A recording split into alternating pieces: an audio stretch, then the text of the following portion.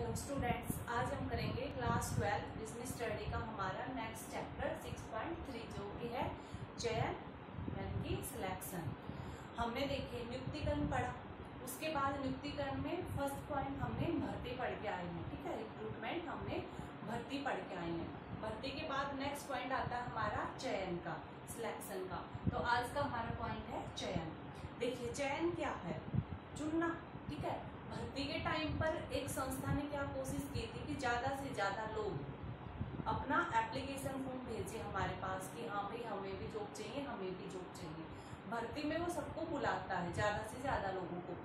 चयन क्या है? चयन वह प्रक्रिया है जिसमें वह उन इतने सारे आवेदकों में से, ठीक है, जो उसको इतने सारे आवेदन मिले जॉब के लिए, उनकी छटनी करता है। यानी कि उनको देखता है कि कौन लायक है और कौन लायक नहीं है। ठीक है, तो ढेर सारे आवेदकों में से सिर्फ कुछ आवेदकों का सिलेक्शन, कुछ आवेदकों का चुनना ही हमारा क्या होता है? हमारा क्या होता है? चयन वाला। ठीक है, हमारा चयन कहलाता है।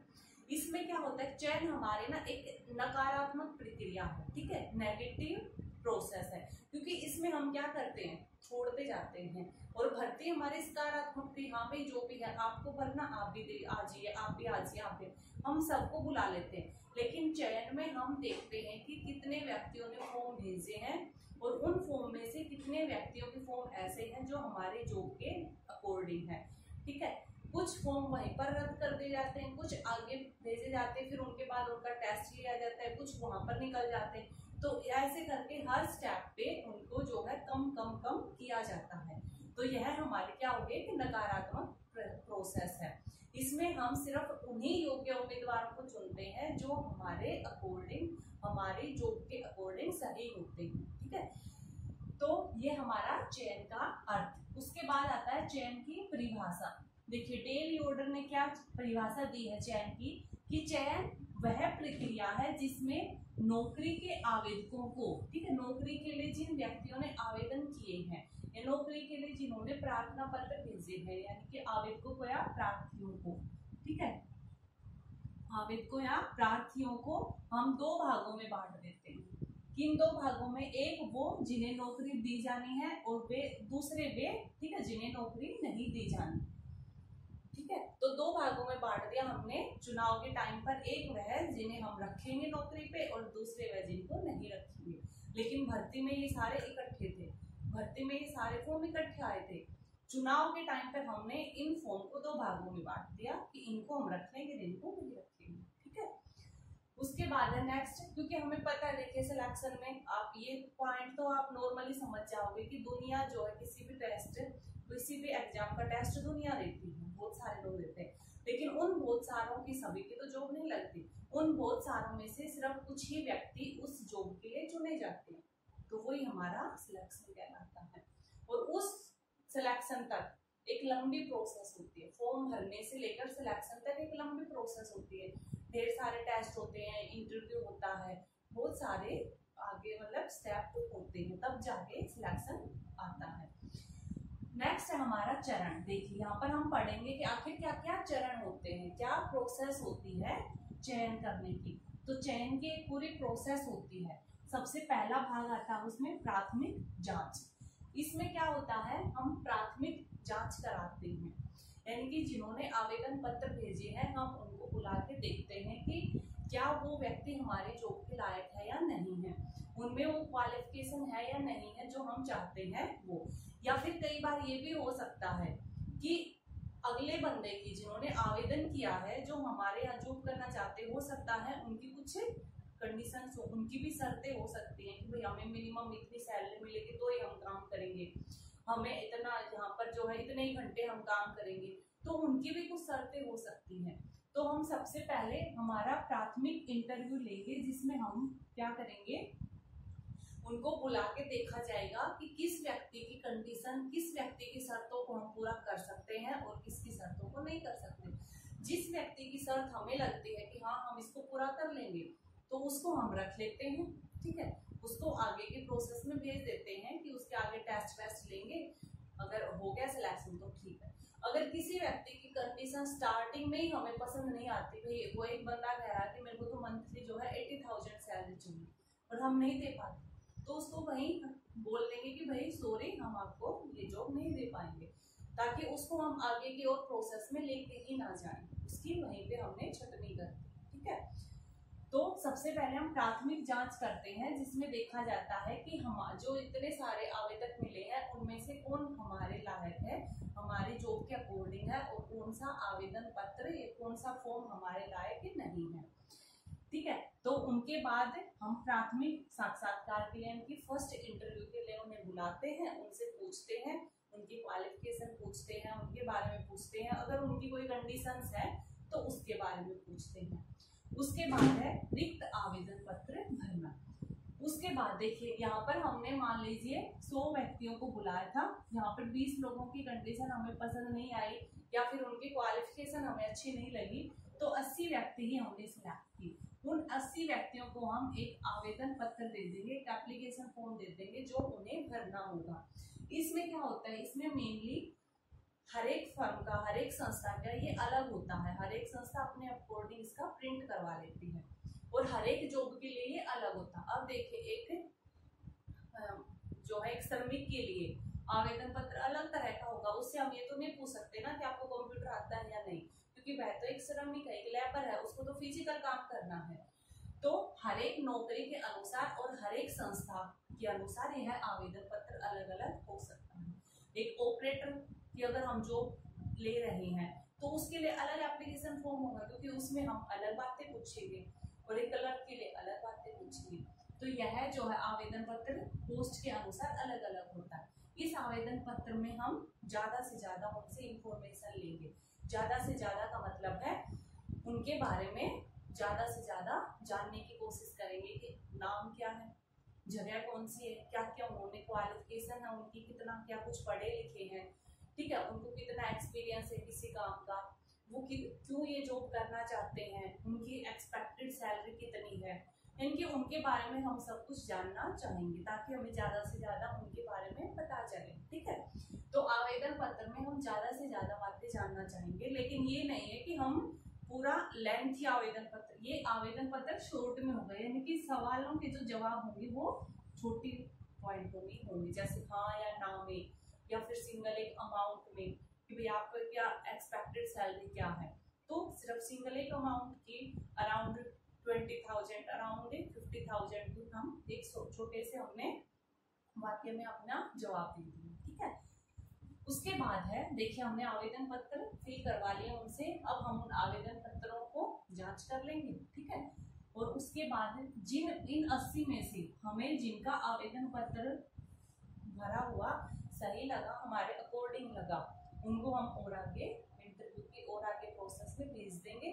अदरवाइज अगर यहाँ पर भी हमें कुछ जैसे 80 में से 5 व्यक्तियों का फॉर्म हमें अब भी ठीक नहीं लगा, तो उन 5 को हम एक लेटर भेज देंगे कि भाई सॉरी आपको हम अपॉइंट नहीं कर पा रहे, उनको एक खेद पत्र भेज देंगे। ठीक है, तो यहाँ से 75 हमारे लिए हो गए। ठीक है, लेकिन उस कंपनी को सिर्फ कितने चाहिए, 50 चाहिए, तो अभी 75 से 50 तक आने में एक और प्रोसेस है लंबी।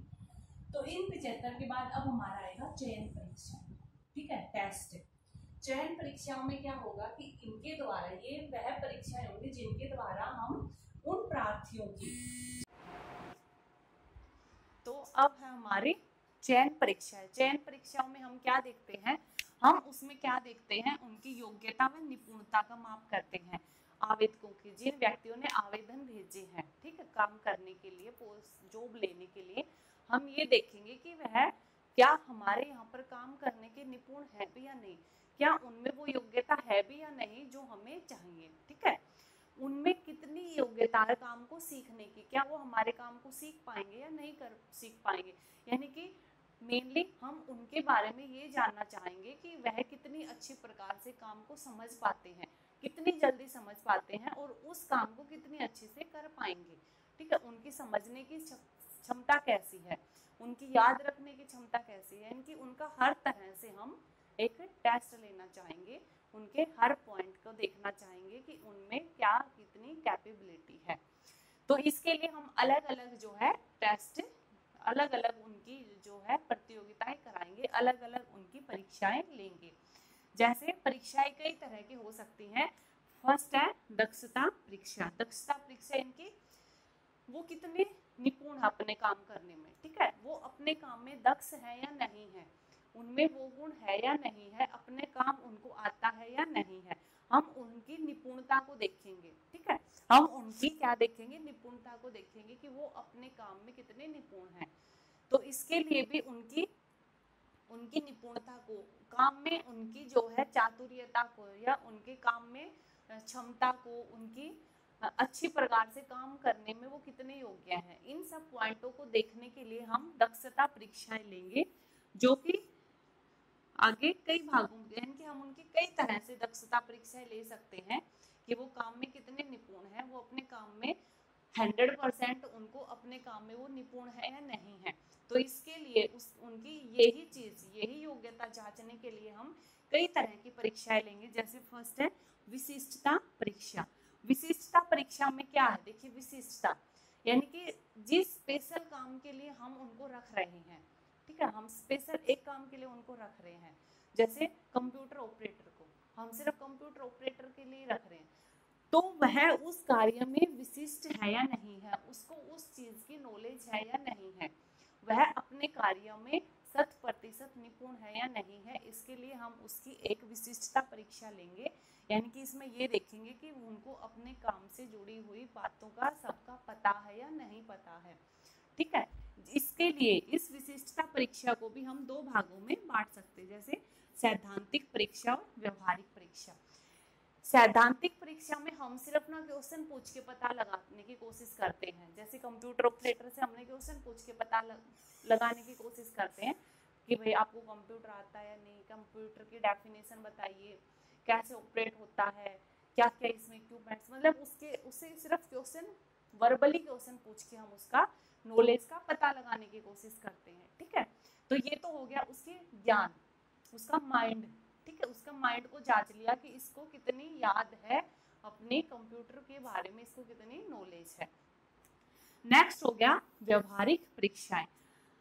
व्यवहारिक परीक्षा में हम क्या करते हैं, व्यवहारिक परीक्षा में उसको उससे रियल में काम करा कर देखते हैं, यानी कि कंप्यूटर ऑपरेटर से हम उसको कंप्यूटर पे काम करवा के देखते हैं कि भाई हो सकता है, जैसे होता है ना किसी को किताबी ज्ञान तो हो जाता है, लेकिन उसको अप्लाई कैसे किया जाए वो हर किसी को नहीं आता, ठीक है। जैसे कोई बच्चा पढ़ने में तो पूरा इंटेलिजेंट है, लेकिन जब क्लास में उसको बोलने के लिए कहा जाता है, किसी और बच्चे को कुछ समझाने के लिए कहा जाता है, या टीचर जब उससे कुछ पूछता है, तो वह बोलने में निपुण नहीं है, वो बोल नहीं पाता है, तो उस नॉलेज का क्या फायदा, कुछ फायदा नहीं है।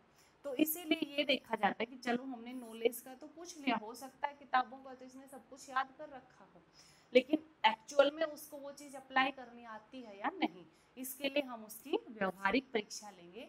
यानी कि अब हम उससे वास्तव में कंप्यूटर ऑपरेट करवा कर देखेंगे, कंप्यूटर को चलवा कर देखेंगे कि इसको कंप्यूटर चलाना आता है या नहीं आता है। नेक्स्ट है चतुराई परीक्षा। चतुराई परीक्षा में हम यह देखेंगे कि उसको जो काम आता है, ठीक है, वो कितनी चतुराई से करता है। चतुराई मतलब वो कितनी जल्दी से कर पाता है, कितनी साफ सफाई से करता है, कितनी एक्यूरेसी से करता है, शुद्धता से करता है। अब ये तो हो सकता है, देखिए ये तो है कि एक दो बच्चे क्लास में, दोनों को अच्छे से काम आता है, दोनों ने अच्छे से टेस्ट, हमने उनको बोला है, वो टेस्ट दे रहे हैं। एक बच्चे ने टेस्ट करके दिया है 1 घंटे में और दूसरे ने टेस्ट करके दिया है 30 मिनट में, तो कौन ज्यादा चतुर हुआ, कौन ज्यादा अच्छा हुआ, 30 मिनट हुआ। मतलब टेस्ट दोनों का इक्वल है, एक जैसे मार्क्स आए हैं, दोनों ने अच्छा लिख रखा, लेकिन हमारे लिए फिर बेस्ट ये होगा क्योंकि उसने जल्दी काम करके दिया है। तो अब हम इस पे यही देखेंगे कि वह व्यक्ति कितनी अच्छी प्रकार से काम को कितनी जल्दी और कितनी एक्यूरेसी से कर पाता। अब काम कर तो कोई भी देगा, एक व्यक्ति लगाएगा पूरा 1 दिन और दूसरे व्यक्ति ने वही काम जो है आधे दिन में कर दिया, तो हमारे लिए दूसरे वाला अच्छा है, आधे दिन में काम कर दिया। तो अब हम यहाँ पे वही देखेंगे, ठीक है। इसको मेनली शारीरिक श्रम के कार्यों के लिए जांचा जाता है, यानी कि जहाँ पर फिजिकल वर्क चाहिए, जैसे हमने कोई टाइपिंग करने वाला व्यक्ति चाहिए, तो उससे हम एक्चुअल में टाइपिंग करा के देखेंगे ना। अब यूं तो पूरे 1 दिन में 1 पेज टाइप तो कोई भी कर देगा, तो हमें देखना है कि किस व्यक्ति की उंगलियां कितनी जल्दी चलती हैं और कौन कम जो है एरर लेके आता है, ठीक है, कितनी शुद्धता के साथ, एक्यूरेसी के साथ कौन व्यक्ति जल्दी से टाइप कर देता है। तो जो जितनी एक्यूरेसी के साथ जल्दी टाइप करेगा हम तो उसे ही जॉब देंगे। तो यहाँ पर वही चीज देखी जाती है। देखिए व्यवहारिक में और चतुराई परीक्षा में डिफरेंस है। व्यवहारिक में सिर्फ हमने एक बार ये देखना है कि उसको वो चीज चलानी आती है नहीं। चतुराई में हम ये देखेंगे कि उसको वो चीज कितनी एक्यूरेसी के साथ, कितनी सही ढंग से और उस काम को वो कितना जल्दी से कर पाता है, ठीक है। यहाँ पे तो सिर्फ हमने ऊपर उसे कंप्यूटर का एक बार चलवा के देख लिया। अब उस कंप्यूटर के ऊपर काम वो कितनी जल्दी से और कितनी एक्यूरेसी के साथ कर सकता है, उसके लिए हम उसका चतुराई टेस्ट लेंगे, ठीक है। तो ये था हमारी पहली परीक्षा। उसके बाद एक होती है मनोवैज्ञानिक परीक्षा। मनोवैज्ञानिक यानी कि मेंटली हम उसके दिमाग के बारे में जानना चाहते हैं कि उसकी नॉलेज कैसी है, ठीक है, उसको कितना कुछ ज्ञान है आसपास का, उसकी मेमोरी कितनी शार्प है, यानी कि वो कितनी जल्दी बातों को कैप्चर कर पाता है, उसकी ग्रहण शक्ति कितनी जल्दी वो चीज़ों को एक्सेप्ट कर पाता है, याद कर पाता है, ठीक है, और कितनी उसकी याददाश्त है कि वो कितनी चीज़ों को कितने टाइम तक याद रख पाता है। अब एक बच्चे को आज कुछ सिखाया कल भूल गया तो क्या फायदा हुआ। तो यानी कि उसकी मेमोरी कितनी शार्प है, वो कितनी ज़्यादा देर तक उन बातों को याद रख पाता है, यानी कि उसकी मानसिक हम लेवल का जांच करते हैं, ठीक है, उसकी मेंटली स्टेज कैसी है उसके बारे में हम उसकी टेस्ट लेते हैं, जो कि कई तरह की होंगी। जैसे रुचि परीक्षा। रुचि परीक्षा में हम ये देखते हैं कि उस व्यक्ति की उस कार्य में रुचि है या नहीं है। जैसे हमने किसी व्यक्ति को सेल्समैन अपॉइंट करना है, ठीक है, और सेल्समैन के लिए तो हमें पता है क्या चाहिए, ज़्यादा बोलने वाला चाहिए, व्यवहारिक चाहिए, यानी कि समाज में जल्दी से घुल मिल जाए, जैसे किसी व्यक्ति को देखे उसी के अकॉर्डिंग बातें करें, ठीक है। तो उसकी रुचि उस कार्य में है भी या नहीं है, उसको अपने काम को करने में जो है मजा भी आता है या नहीं आता है, उसकी रुचि कैसी है उस कार्य के प्रति। तो इसके लिए हम उसका रुचि परीक्षा लेकर देखेंगे, उसके व्यवहार से या उसकी बातों से या उसके कार्यकलापों से हम ये देखेंगे कि व्यक्ति की इस कार्य में रुचि है भी या नहीं है। नेक्स्ट है बुद्धिमत्ता परीक्षा, यानी कि उसकी इंटेलिजेंसी कैसी है, वह बातों को कितनी अच्छी प्रकार से याद रख पाता है, कितनी जल्दी उनको ग्रहण कर पाता है, ठीक है, या फिर वह अपने पॉइंट को किस एंगल से रख पाता है, ठीक है, अपने उसकी मेमोरी कितनी शार्प है, उसकी इंटेलिजेंसी कैसी है, ठीक है, इनकी उसकी बुद्धि का हम टेस्ट करेंगे कि इसकी जो इंटेलिजेंसी है वो कितनी तेज है। उसके बाद है प्रवृत्ति परीक्षा। प्रवृत्ति यानी कि एटीट्यूड, कि उसका जो है कैसा है चीजों के प्रति, उसकी प्रवृत्ति कैसी है चीजों के प्रति, यानी कि इसमें हम उसकी सीखने की क्षमता का माप करेंगे, यानी कि वह कितनी जल्दी चीजों को सीख लेता है, इस चीज को मेजर करेंगे। अब किसी एक व्यक्ति को सिखाने के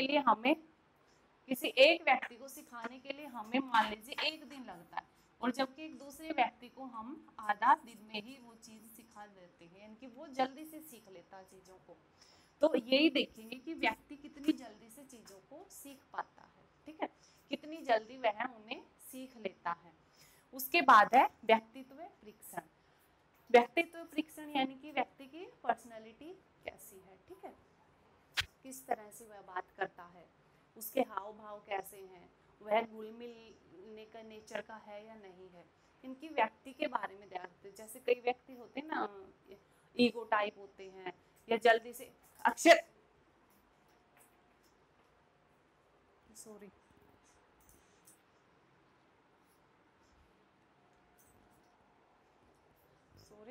ठीक है, जैसे कई व्यक्ति क्या होते हैं कि उन्होंने में क्या होता है कि वो जल्दी से ईगो में आ जाते हैं, या फिर उनको जल्दी से गुस्सा आ जाता है। तो हमें ये देखना है कि व्यक्ति के गुण कैसे हैं, वह किस तरह का शांत नेचर का है, ठीक है, बातें करने में उसका सॉफ्ट बिहेव है या नहीं है। तो वो सब कुछ हम उसके बारे में जानना चाहते हैं। उसके बाद है अदर, इसके अलावा भी बाकी कई परीक्षाएं में ऐसी होती है जिनमें हम नॉर्मली कुछ और बातें अगर उसके बारे में जानना चाहते हैं, जैसे वह किस तरह का बिहेव करता है, अगर एकदम कुछ ऐसी कंडीशंस दे दी जाए, ठीक है, कुछ मतलब उसके आगे दो ऑप्शन हो तो वह किसको सिलेक्ट करेगा, इनकी उसकी निर्णय लेने की क्षमता, या फिर जब मुश्किल घड़ी में वह किस तरह से अपने आप को स्टेबल रख पाता है। अगर हम ऐसी अलग अलग भी कई तरह की और परीक्षाएं भी ले सकते हैं। जैसे फर्स्ट है अन्य परीक्षाओं में भाषा ज्ञान परीक्षा, यानी कि हम उसके भाषा की भी परीक्षा लेना चाहते हैं, यानी कि उसको किस किस तरह की लैंग्वेजेस आती हैं, वह अपनी बातों को किस लैंग्वेज में इजीली बोल पाता है, ठीक है, उसको भाषा की नॉलेज है या नहीं है। अब एक व्यक्ति जिसको हिंदी नहीं आती और हम उसको कहते हैं कि आप इस हिंदी भाषा क्षेत्र में जो है उसके अपॉइंट कर देते हैं, तो वो ना समझ पाएगा और ना अपनी बात तो दूसरों को समझा पाएगा, ठीक है।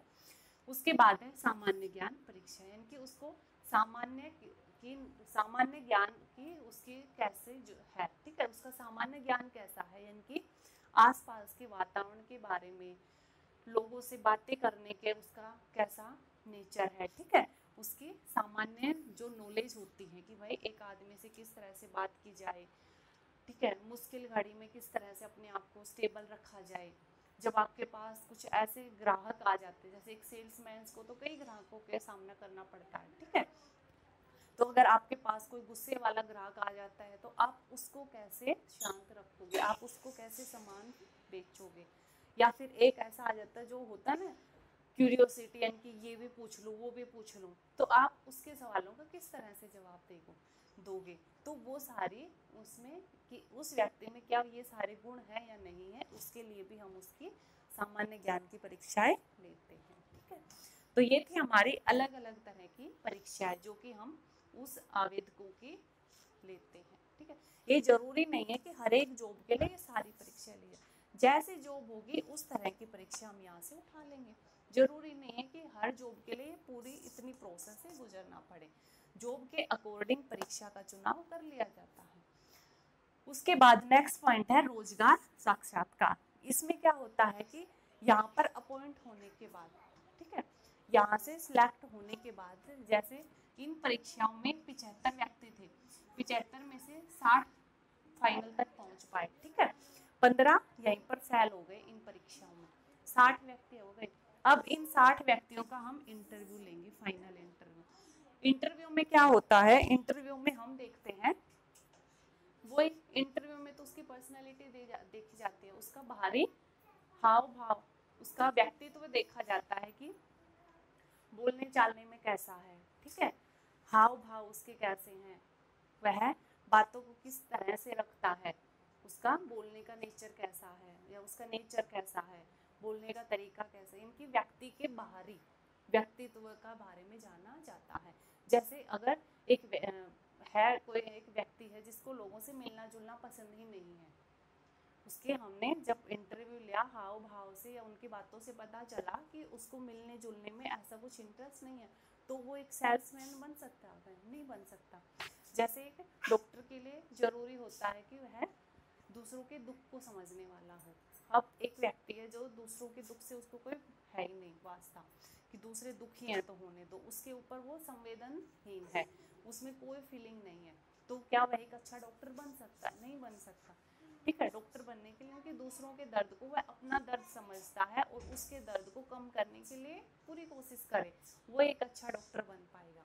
तो इसमें हम वही देखते हैं फाइनल इंटरव्यू में कि व्यक्ति के जो है पर्सनैलिटी कैसी है, उसका व्यक्तित्व किस तरह का है, ठीक है, उसकी सोच कैसी है। जैसे उसको कई हम ऐसे ऑप्शंस देते हैं, कई ऐसे क्वेश्चन देते हैं जिससे ये पता चल जाता है कि व्यक्ति का जो सोचने का तरीका वो नकारात्मक है या सकारात्मक है। उसके बाद है संदर्भ एवं पृष्ठभूमि। संदर्भ एवं पृष्ठभूमि में क्या होता है कि हम ना उस व्यक्ति से, ठीक है, जैसे यहाँ तक हमने, चलो यहाँ पर हमारे 55 हो गए, इस इंटरव्यू के बाद 55 व्यक्ति सिलेक्ट हो गए हमारे, ठीक है, 60 से 5 और यहाँ पर घट गए फाइनल इंटरव्यू में 55। इन 55 से हम पूछेंगे आपका रेफरेंस। रेफरेंस में क्या होता है कि इन व्यक्तियों को, यानी कि इन 55 व्यक्तियों को 3 या हो सकता है 3 से ज्यादा भी ऐसे व्यक्तियों के नाम देने हैं जो इनकी गारंटी ले सके यानी कि इनके बारे में वो बता सके कि हाँ भाई इसने जो बताया ना, अपना नाम, अपनी जगह का नाम, अपनी क्वालिफिकेशन, वो सब कुछ सही है। तो इनके बारे में जो गारंटी लेने वाले व्यक्ति होते हैं उनको वो यहाँ पर दिखाएगा। जैसे होता है ना वेरिफिकेशन के लिए आते हैं पुलिस वाले, या फिर हम जैसे किसी से लोन लेते हैं बैंक से, तो बैंक भी बोलता है ना कि भाई गारंटर कौन बनेगा आपका, कि अगर आपने लोन नहीं दिया, हमारा लोन नहीं चुकाया, तो आपकी जगह किसी और को चुकाना पड़ेगा, तो आप किसको गारंटर बना रहे हो, ठीक है, आपकी गारंटी कौन देगा। तो ऐसे ये होते हैं कि जॉब में वो क्या होते हैं, इसमें वो अपने रिश्तेदारों के या अपने दोस्तों के नाम दे देते हैं, और जब कंपनी की तरफ से उन दोस्तों से या उन रिश्तेदारों से पूछा जाता है तो वो व्यक्ति इसके बारे में बताते हैं कि हाँ भाई सच में ये व्यक्ति इसी नाम का है, इसने ये सब कुछ क्वालिफिकेशन कर रखी है, ठीक है। उसके बाद है चयन का निर्णय, कि यहाँ पर सब कुछ होने के बाद चयन का निर्णय लिया जाता है, ठीक है, उस संस्था के द्वारा, उस मेन प्रबंधक के द्वारा उन व्यक्तियों के चयन का डिसीजन लिया जाता है कि चलो इन 55 में से अब यहाँ पर हमारे पास आ गए 57, तो इन 57 में से हमें 55 चाहिए, तो यहाँ पर उनका चयन का डिसीजन किया जाता है कि इनमें से कितने व्यक्तियों का चयन का अपॉइंट यानी कि उनका सिलेक्शन किया जाए। तो उनके सिलेक्शन के लिए ना सिर्फ जिन्होंने इंटरव्यू की पूरी प्रोसेस अपनाई है वहाँ का प्रबंधक, बल्कि जहाँ पर हम उनको भेज रहे हैं, जैसे हो सकता है कि कुछ व्यक्तियों को विक्रय डिपार्टमेंट में, सेल्स डिपार्टमेंट में भेजना, कुछ को हमें परचेज डिपार्टमेंट में भेजना है, कुछ को हमें फाइनेंशियल डिपार्टमेंट में भेजना है। तो इन सारे डिपार्टमेंट से भी इन जहाँ से, जैसे यहाँ पर हम 20 भेज रहे हैं, यहाँ पर 30 भेज रहे हैं, सॉरी 30 तो फिर 50 यही हो जाएंगे, यहाँ पर भी हम 20 और यहाँ पर 10, तो इनसे भी पूछा जाएगा कि जो नाम हमने सिलेक्ट करे हैं तो क्या आप उनसे सहमत हैं या नहीं है, क्योंकि हो सकता है कि यहाँ पर जो नाम सिलेक्ट हुए हैं वो इन डिपार्टमेंट के जो हेड हैं उन्हें हो सकता है कि उनकी काबिलियत पे कुछ डाउट हो, तो वो उनका नाम सजेस्ट ना करें। तो यहाँ से और यहाँ से फाइनल लिस्ट तैयार होती है, तो यहाँ से और यहाँ से सब कुछ फाइनल होके फाइनली हमें 55 नाम मिल गए कि हमें इन 55 व्यक्तियों का सिलेक्शन करना है, ठीक है। तो हम देखिए 80 से 55 तक पहुंच गए। अब देखिए हमें कितना का सिलेक्शन करना था, ओके 55 पहुंच गए। उसके बाद है हमारा शारीरिक परीक्षण। अब आ गया हमारा शारीरिक परीक्षण। शारीरिक परीक्षण यानी कि हम उनका फिजिकल टेस्ट कराते हैं, क्योंकि आजकल देखिए कई तरह की बीमारियां हैं, तो कोई भी संस्था ये नहीं चाहेगी कि हम कोई ऐसा कर्मचारी ले आए अपनी संस्था में जिसको ऐसी बीमारी हो जो दूसरे लोगों में भी फैल जाए, ठीक है। तो ऐसी उसको ये देखा जाता है, उसका शारीरिक टेस्ट कराया जाता है कि इसको कोई हद तक बीमारी तो नहीं है, या फिर ऐसी बीमारी तो नहीं है कि इसका कभी भी जो है इसको जैसे हार्ट अटैक की या कभी कुछ ऐसी बीमारी तो नहीं है कि कभी भी इसको कुछ भी हो जाए, ये चलते फिरते भी बेहोश हो जाए, यानी कि गंभीर कोई बीमारी गंभीर तो नहीं है, या फिर कोई फैलने वाली बीमारी तो नहीं है। तो यहाँ पर हम उसका फिजिकल टेस्ट कराते हैं। या फिर कई जगह पर क्या होगा, हम देखते हैं कि शारीरिक परीक्षण में कई बार ये भी होता है कि दौड़ धूप का या फिर भागने का काम होता है, तो हम उनसे वो काम भी करा के देखते हैं कि क्या यह धूप में, दोपहर में, गर्मी में काम कर भी पाएंगे या नहीं। तो उनका इस तरह का भी टेस्ट लिया जाता है कि भाई कल हम अपॉइंट कर ले, कल को इसको मार्केट में भेजे, ये वहीं पर ना बेहोश हो जाए, तो उनका फिजिकल भी टेस्ट लिया जाता है। जैसे आर्मी का लिया जाता है, फौज में लिया जाता है ना, उनसे पूरा चक्कर कटवाए जाते हैं, ठीक है, उनकी दौड़ करवाई जाती है, तो वो एक चीज़ यहाँ पर होती है। तो इस टेस्ट में 55 में से 5 व्यक्ति फेल हो गए, उनका फिजिकल नहीं हो पाया, तो फाइनली कितने बच गए 50, और हमें कितने चाहिए थे 50 ही चाहिए थे। तो 80-100 व्यक्ति आए थे स्टार्टिंग में और 50 तक पहुंच गए और हमें 50 ही चाहिए। अब जब ये 50 आ गए तो हम इनको क्या दे देंगे, जॉब प्रस्ताव, अपॉइंटमेंट लेटर, ठीक है। अपॉइंटमेंट लेटर जो नाम सुनते ही शांति मिल जाती है, ठीक है, हर एक का सपना यही है पढ़ने वाले का कि हमें बस ये मिल जाओ। तो उनको अपॉइंटमेंट लेटर दे दिया जाता है कि जिन 50 का चुनाव हो गया, जो हर कंडीशंस को पार कर करके यहाँ तक पहुँच गए, अब उन 50 व्यक्तियों को जॉब का प्रस्ताव रख दिया जाता है कंपनी की तरफ से, संस्था की तरफ से उनको जॉब का प्रस्ताव रखा जाता है कि भाई आपको बकायदा इस पोस्ट के लिए सिलेक्ट किया जाता है, क्या आप हमारे इस संस्था में इस पोस्ट के लिए जॉब के लिए यस करते हैं या नहीं, सहमत है या नहीं। तो उनको अपॉइंटमेंट लेटर भेजा जाता है कि भाई अगर आप सहमत हैं तो इसमें एक डेट होती है, ठीक है, कि आप इस डेट को हमारे संस्था में अपॉइंटमेंट हो रहे हो, तो इस डेट पर आप हमारी संस्था में हाजिर हो जाइए, ठीक है। अब अपॉइंटमेंट लेटर मिल गया, वो संस्था में पहुंच गया, पहुंचने के बाद उनका फर्स्ट होता है एक रोजगार का अनुबंध, ठीक है। रोजगार का अनुबंध क्या है, यानी कि एक एग्रीमेंट होता है संस्था का और उस कर्मचारी, क्योंकि अब उस कर्मचारी को संस्था में बने रहना है जब तक वो रिटायरमेंट नहीं हो जाएगा। तो रिटायरमेंट के टाइम तक और आज के टाइम से रिटायरमेंट के टाइम तक का उनके बीच में एक एग्रीमेंट बनता है कि भाई आने वाले टाइम में आपको क्या क्या संस्था की क्या क्या बातें माननी पड़ेगी, यहाँ किस प्रकार से काम करना पड़ेगा। इनकी इसमें क्या होता है, इसमें ऑल इंफॉर्मेशन मेंशन होती है कि उस एम्प्लॉय का क्या नाम है, कहाँ से आया है, ठीक है, उसको किस पोस्ट के लिए अपॉइंट किया गया है, उसकी सैलरी कितनी है, फ्यूचर में उसके जो है प्रमोशन किस किस लेवल पर हो सकते हैं, उसके फ्यूचर में अगर कुछ इश्यू हो गए कंपनी के साथ, लड़ाई झगड़ा हो गया, तो उसको किस प्रोसेस के साथ सोल्व किया जाएगा, क्योंकि हर एक संस्था की अपनी अलग मेथड होते हैं, और उसकी रिटायरमेंट की अवधि कब होगी, क्योंकि स्टार्टिंग में ही बताया जाता है हर एक का, जैसे किसी की होती है 55 साल, कोई कहता है कि 60 साल तक, या कई कहते हैं कि हमारे यहाँ पर 12 साल एक व्यक्ति जॉब करने के बाद हम उसको रिटायरमेंट, इनकी रिटायरमेंट उसकी एज रिटायरमेंट की कब होगी या वो किस साल में रिटायर होगा, वो सब बातें भी इस अनुबंध में, इस एग्रीमेंट में लिखी होती है, ठीक है।